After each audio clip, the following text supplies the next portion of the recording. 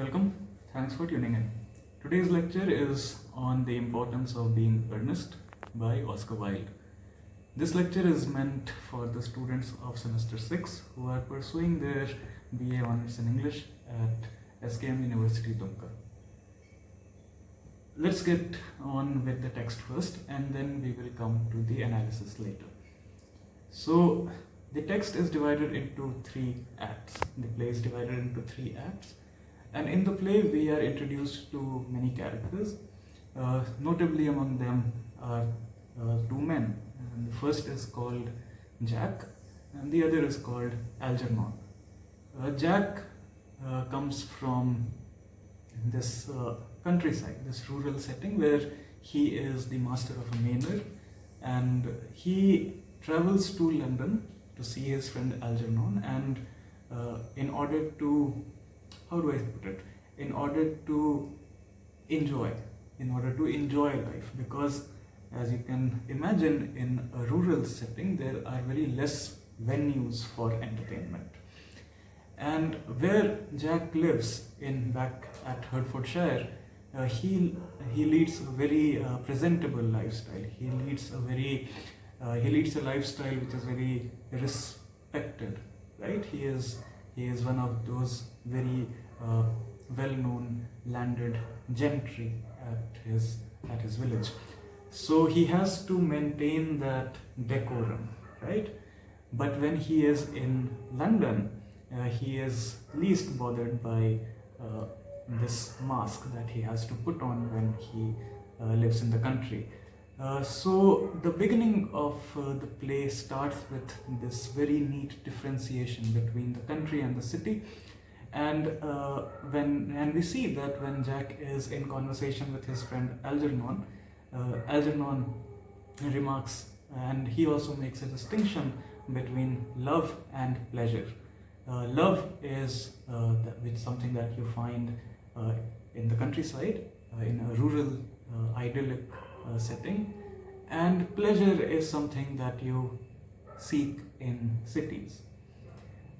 Talking of Jack's friend Algernon, we see Algernon sitting in his house, and not only in his home, but there is a very specific location in the home, and he sits in this place called the morning room. And the act begins, and the scene begins in the evening. So we find we find Algernon sitting in the morning room of his house in the evening, right? And this house is located at a very fashionable neighborhood of London. So we also get to know that Jack, while he himself is a very rich man, Algernon himself also is quite well off, or at least he exhibits that quality of richness, right? And throughout the play, you will notice that these 2 men, they belong to the higher upper class. They belong to the bourgeois social order, and Oscar Wilde uses certain terms in order to make it clear that they are very rich men. So the distinction between the morning room, the smoking room at Algernon's house, as well as the many kinds of dresses which Algernon wears, right? So there is the smoking jacket, there is the evening jacket, there is the dress jacket, there are many. He has several hats. All of these point to one fact, that Algernon is a very rich person, or at least looks rich, right? And similarly, Jack also is very well-to-do man. Now, the story of Jack is that Jack is an orphan, and Jack was found by the person who adopted him, and who took Jack who took Jack in to his own custody and provided for Jack. So, whereas Jack's lineage is unknown, but his manners are those of an upper class gentleman. Jack comes to the city, London, in order to meet this woman called Gwendolen. And Gwendolen is the cousin of Algernon. When Algernon gets to know that Jack is getting very serious with Gwendolen, then he objects and he says that I do not give you my consent to pursue Gwendolen or to marry her. And why is it so? Because both these men, they are very rakish in their behavior. They run after pleasure, and it is hard to imagine either of them being serious towards love. And even though Jack and Algernon are very good friends, they are also men. They are also men who run after short-lived pleasures. They are also men who take enjoyment in using sexuality and not thinking of sexuality as something which is inherent to love. So Jack and Algernon, even though they are very good friends, they do know each other's characters pretty well. And therefore, when Algernon is made aware by Jack that Jack is getting very serious about Gwendolen, then he does hesitate. By the time we come to the end of Act 1, we see that there is also the introduction of one character called Lady Bracknell. And Lady Bracknell is the mother of Gwendolen. She is the aunt of Algernon. And Lady Bracknell does not approve of Jack's association with her daughter, of course, because according to Lady Bracknell, not only is Jack an invalid because he does not have parents, but also Lady Bracknell operates through her own kind of yardsticks, that who should be an eligible match for my daughter. And that yardstick has much to do with the economic conditions or the economic groundedness of any potential suitor that may come for Gwendolen. Lady Bracknell comes off as this calculating person, as this person who can be seen making accounts of how much money one person has, what kind of property they have, and she does not think that marriage is something that can be achieved by the union of two lovers. Rather, marriage is something that can be achieved by the union of similar social standings, right? Meanwhile, of course, Jack and Algernon, as well as Gwendolen, they are very young people, and they want to have fun. They live in a very carefree attitude, and from the very beginning, we see that Wilde, through these characters, is hitting very hard against the Victorian idea of what love should be, what marriage should be, and not hitting hard in the sense that he's critiquing the hypocrisy, but hitting hard in the sense that he is creating hypocrisy, that Wilde creates this elaborate farce through this play. We see that everything that we consider common sense or consider moral or consider right, all of these things are turned upside down in the play. When we come to Act 2, we see that Jack returns to Hertfordshire, and prior in Act 1, what has happened that when Jack is giving out his country address to Lady Bracknell, Algernon has very sneakily noted the address down, because Algernon is infatuated by the ward of Jack, who is Cecily, who is only 18 or 19 years old, and she's very young. And even though Algernon has never met her, but Algernon has decided that he is going to fall in love with her. And you can understand that what kind of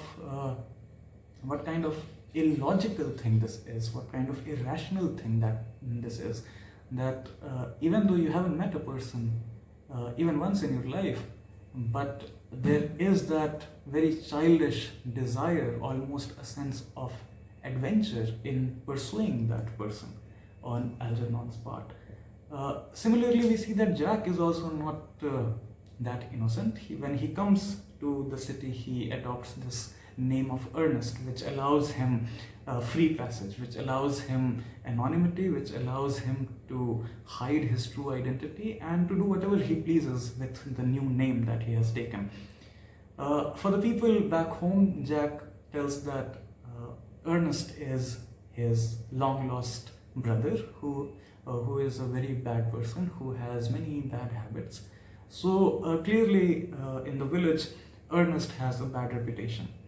Now, this bad reputation is somehow enchanting to Cecily, because for Cecily, Ernest is this bad boy, and she is very much taken in by the idea of this wicked person.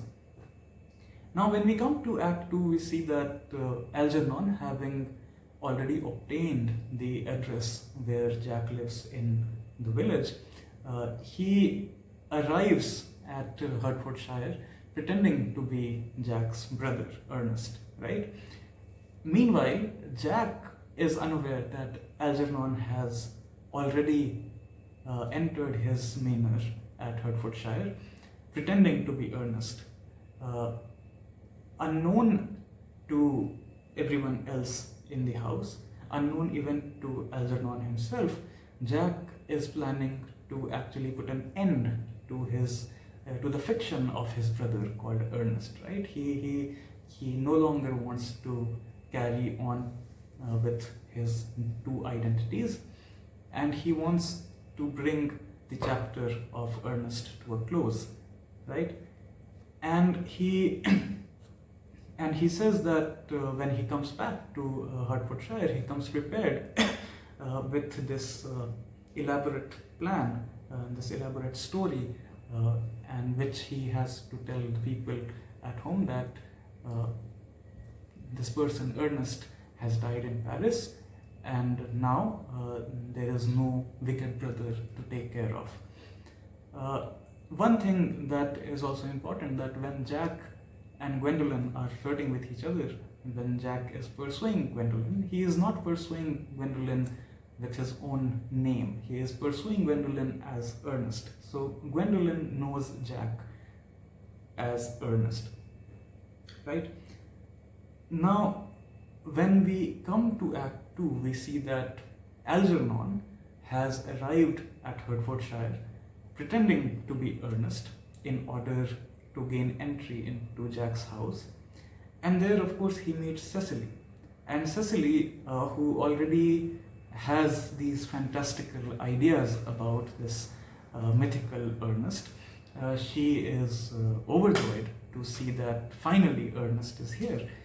Cecily thinks that Algernon as Ernest is her Uncle Jack's brother, wicked brother. That's what she actually calls Algernon. That are you the wicked brother of my uncle, right? So Algernon comes into the house. Jack comes to the house thinking that he will put an end to the entire Ernest episode, so that at least people back home will no longer be, at least there won't come a time where people back home will be able to, unmask him. Meanwhile, when he comes back, Jack realizes that Algernon is already there, and Algernon is already there in the guise of Ernest, right? Now, in the second act, we also see that Gwendolen has come looking for Jack, whom she knows as Ernest. So Gwendolen has come looking for her own Ernest at Hertfordshire, and the two ladies, they meet, Gwendolen and Cecily, and at first they say that we are going to be very good friends, and soon they engage in a battle of words, right? They engage in something called a battle of wits, and they both realize that they are in love with this person called Ernest, and soon this initial sister solidarity, this initial intense friendship disappears into this blame game and this intense bitterness between the two of them. But it is all still cloaked under comedy. It is all still done with comic effect. Finally, both the men come to the house, and these two women, they realize that they were cheated, they were lied to, they were cheated upon, that neither of the men are named Ernest, right? And so Cecily does not get her Ernest, and Gwendolyn does not get her Ernest either, because of course there is no Ernest in the first place. Ernest is after all a fiction, which both these men have employed in order to gain access to these women. And then finally the women realize that their Ernest after all was a big lie. Then we come to Act 3, where we see that there is some sort of reconciliation that is happening. Lady Bracknell returns, and Lady Bracknell returns in order to actually take Gwendolyn away with her. But then Gwendolyn and Cecily, and she realizes that what the mess that has been created here. And meanwhile, both Algernon and Jack, they have realized that the women love the name Ernest more than they love these two men. And both Jack and Algernon, they decide that they must get re-Christian, they must change their name. And very conveniently, there is this person called Dr. Cant Chasuble, who is a priest and who can actually change their names, who can actually re-Christian them. So both of them, they make a plan that they are going to get their names changed. And while all of this is happening, there is, of course, these two lovers, they profess their love to each other, and Lady Bracknell is furious because she cannot stand the idea of Jack being in love with Gwendolyn when Jack himself has no family history. Remember that Jack was an orphan. He does not remember who his parents were. And for for Lady Bracknell, this lineage is very important. The family history is very important. To be aware of who the father is or who the mother is very important. Meanwhile, Algernon, Algernon tells Lady Bracknell that he is in love with Cecily, and Lady Bracknell, she gets a double shocker in a way, that first, as if Gwendolyn and Jack were not enough, now I have to deal with Algernon and Cecily also. Then she inquires about Cecily's fortune, not Cecily's intentions, or whether Cecily does actually love Algernon or not. And that, I think, is given that these two people love each other even in their own twisted ways. But when Lady Bracknell realizes that Cecily does hold much value, that Cecily has lots and lots of money, she has lots and lots of property also, and we do know that Algernon is massively in debt, right? So even though he pretends or shows himself as a rich person, but at the same time he is not really financially well off. He is massively in debt. And this idea of Cecily compensating for Algernon's debt appeals to Lady Bracknell, right? But there is a problem. If Lady Bracknell is not agreeing to the wedding of Jack with Gwendolyn, then Jack, as Cecily's legal guardian, even Jack will not agree to Lady Bracknell's proposal that Cecily and Algernon should be married. So here we see that Jack is finally gaining that courage to face Lady Bracknell on her own terms, that if you are able to not give your consent for me to marry Gwendolen, then even I will not give you my consent for my ward, Cecily, to be married to Algernon. Now, the story would not move if there would be no resolution. And the form of comedy is such that it has to end in marriage. It has to end in families meeting. It has to end in communal harmony, which marriage facilitates, right? When Jack is telling his story to Lady Bracknell in detail, that he does not remember who his father or his mother were, but he does remember that he was kept in a handbag, and that that handbag had handles, and that handbag was left at the train station. And then he mentions the name of Cecily's tutor, Miss Prism, and suddenly the name Miss Prism rings a bell with Lady Bracknell, and Lady Bracknell recalls that Miss Prism used to work in the house of Algernon's father. And when Jack was born, it was Miss Prism who had taken Jack in a handbag and had went away with him, also losing him in the process, which effectively makes Jack and Algernon brothers, which also gives Jack his parents, even though they are no longer alive. But then also Jack is finally able to get some lineage, a very solid lineage, that yes, he does belong to the higher class, he does belong to the landed gentry. And this solves all problem that Lady Bracknell had with Jack. So in the end, what happens is that the two lovers are united, Jack and Gwendolen. Similarly, Algernon and Cecily are also united.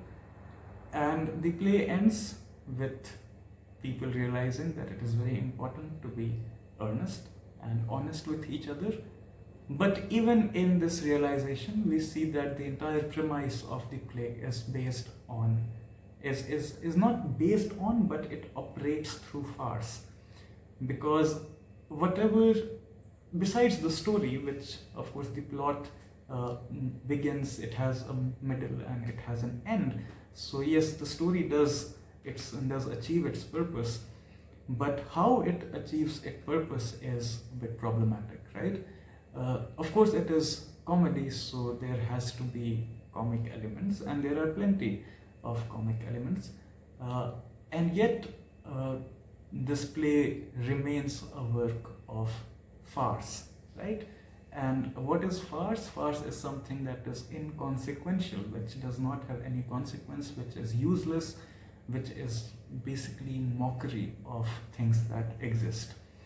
And we see that with Oscar Wilde, and especially the way he puts words in his characters, we see that lots of times are there where there happens this exchange of very nonsensical ideas, ideas that go directly against the moral assumptions of not only 19th century but also today's time. And we see that people, all the people in this play, they participate in this shared delusion of suspension of morality. They are not concerned with what is moral and what is immoral. Immoral things are projected as moral in the play, and moral things are projected as immoral in this play. And we find that all the principal characters, save except for the servant Lane, whom we see in the first act, all the principal characters in the play, they participate in this reversal of morality. They participate in this reversal of what what is acceptable, and what is not only acceptable but what is accepted in the society. In the end, of course, the play meets a very traditional end, and the play ends in marriages, two unions actually. But in order to arrive at these two unions, Oscar Wilde creates this very implausible narrative, which I think can only exist on stage. You cannot have the importance of being earnest playing in the real life. And even if one person might be like Algernon or Jack or Cecily or Gwendolen or even Lady Bracknell, but we can't be sure that all the people that we will meet will share with us in this kind of reversal of accepted codes and behavior, right? Now, in terms of language, what is fairly striking is that Oscar Wilde puts wit in all characters' speech, right? So everyone is a witty person. Everyone is skilled in holding conversation and in holding this playful conversation where there is where the ball is thrown from one court to the other, and then that ball is also returned with equal elegance, equal smartness, and equal intensity. And what we see is that there is this game which plays out, and in this game all characters participate. Sometimes you may feel that it does not matter whether Jack is saying something or Algernon is saying something. Certain sentences sound like they could be said by either of these two characters. Similarly, sometimes we can no longer discern that whether this sentence is spoken by Cecily or whether this sentence is spoken by Gwendolen. And this, I think, is one of the chief or major critique of Wilde's language, that he uses language in this totalitarian way, that the language or the play with wit is so evenly distributed that sometimes in the pursuit of it we end up compromising on the integrity of the character. Another thing that I want to very quickly point out is that much of the play serves as foundation for critique, right? I said earlier that Oscar Wilde takes Victorian society heads on with this play, right? And many sentences, actually almost every other sentence is a kind of critique, not only of behavior, not only of the way of living, not only of manners, but also of abstract concepts like love, loyalty, masculinity, femininity, everything.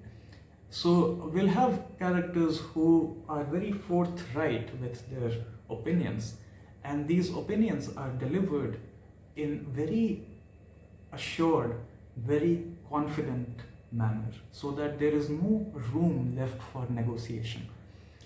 And when such opinions are delivered by one particular character, the other character also participates in this game, and they also deliver opinions which are similar in intensity and similar in the confidence of delivery, right? So many times you will find that the lines could be very well interchangeable in speakers' mouths. I'm not talking about Lane and Lady Bracknell, because Lady Bracknell is of course older, and she is more business minded, I think, and she comes across as even in farce, in the terms of farce, she still comes across as someone who has some sound judgment, right?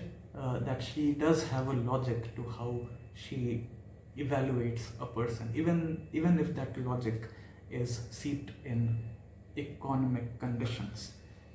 And that, I think, is fine, that is acceptable. There are many people who consider matters of money to be of great importance when it comes not to love, but of course to marriage. But when we come to these four characters, Algernon, Jack, Cecily, and Gwendolyn, we realize that we cannot really be sure if they love each other. We can't, because there is no earnest articulation of love. Love is very playful among these four characters. Love is very playful. It is something which these people derive pleasure from. Even though we have already made distinction between love and pleasure in Act 1, but even in the discourse of love, specifically in this play and among these four characters, we see that they just can't take love seriously. They, even till the very end, even if they are confessing their love to each other. For example, when Cecily and Algernon are talking to each other about love, or say for example Jack or Gwendolyn are talking to each other about love, and they are discussing the prospect that how we may never get married because of these objections. And we see that there are moments when people end up blurting out, saying things like, even though I will get married, one of the women characters, either Gwendolyn or Cecily, they say that even if I do get married to someone else, and even if I do get married often to someone else, and so on and so forth, but I will remain devoted to you. I mean, come on, if you will remain devoted to this person, then why are you going to get married so often, right? So there are these things which keep on popping up, and we just cannot muster either courage or that enough rationale in order to appreciate the sincerity of love, if there is any sincerity in love in this play. One final thing that I would like to talk about is that this play is not only does it deal with upper class bourgeois problems, but not problems but bourgeois concerns, but even in the way Wilde depicts the upper class, the bourgeoisie, is very remarkable.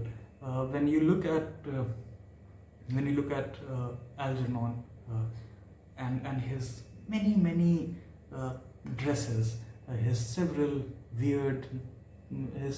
rooms that are made specifically for certain purposes, right? So there's that sense of decadence, this immense pleasure-seeking behavior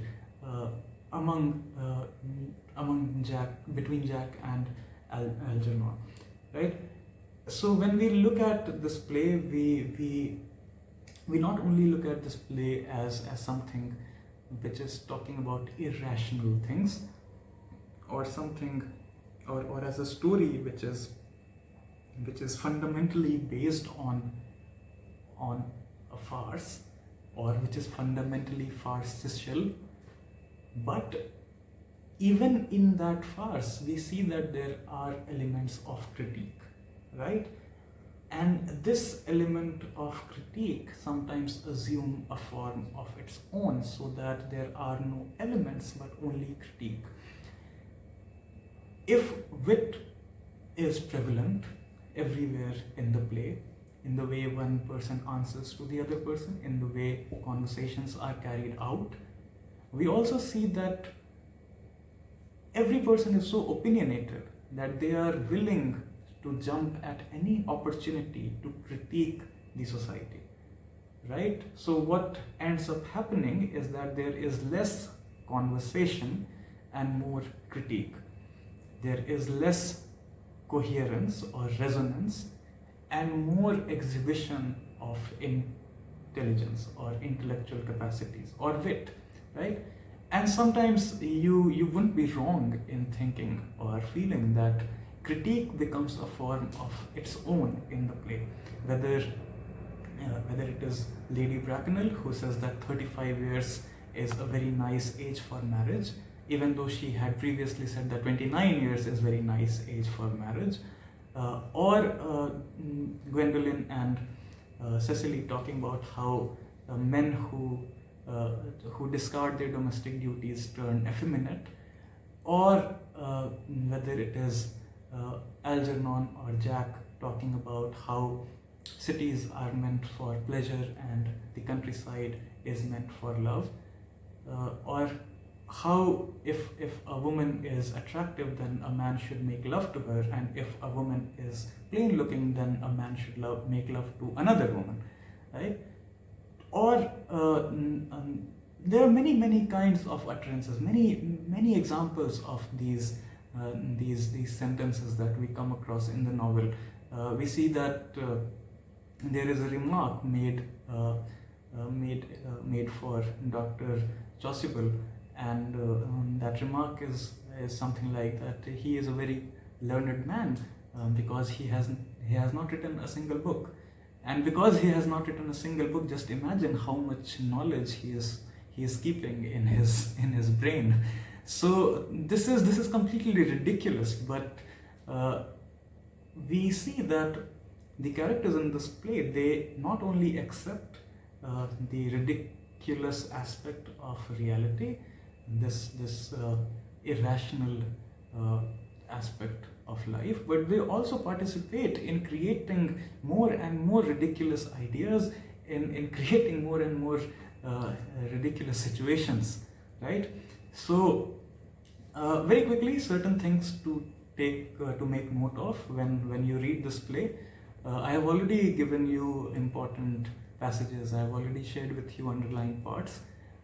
So when you go back to read this play again, then please keep in mind the themes like wit, that how wit operates, themes like something like the language, that what is the language that is being used, and how Oscar Wilde, by using language, he is able to show us that these people belong to landed gentry. These people are the bourgeois class people.